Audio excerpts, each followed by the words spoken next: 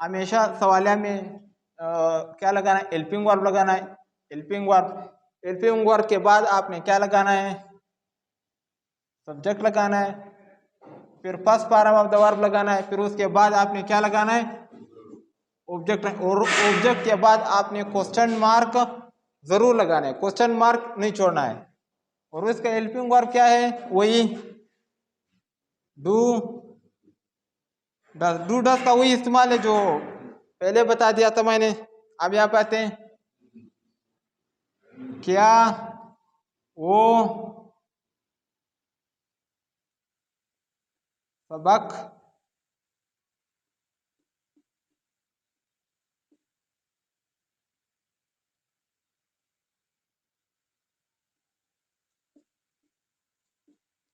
अब क्या वो सबक पढ़ती है, सबसे पहले आपने हेल्पिंग वर्ब लगाना है।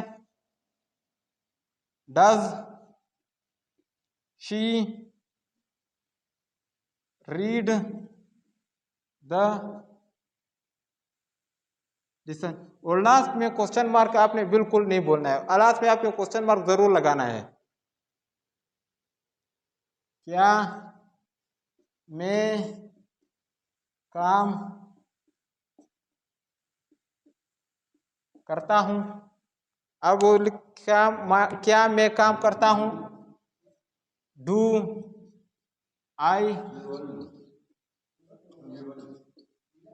I work. लास्ट सेंटेंस, क्या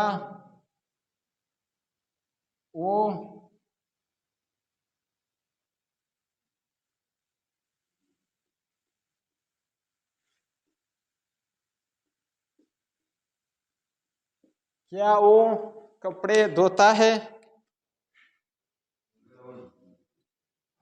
does he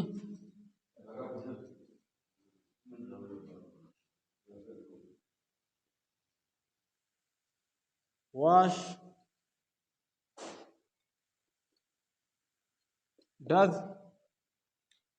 he wash the cloth. यहाँ पर नेगेटिव और इंटरगेटिव में आपने IES और एस का इजाफा नहीं करना है, क्योंकि यहाँ पर हेल्पिंग वर्ब आ जाता है यानी कि नॉट आ जाता है, उसकी मुसीबत आपने ES और एस का इजाफा बिल्कुल नहीं करना है। Thank you.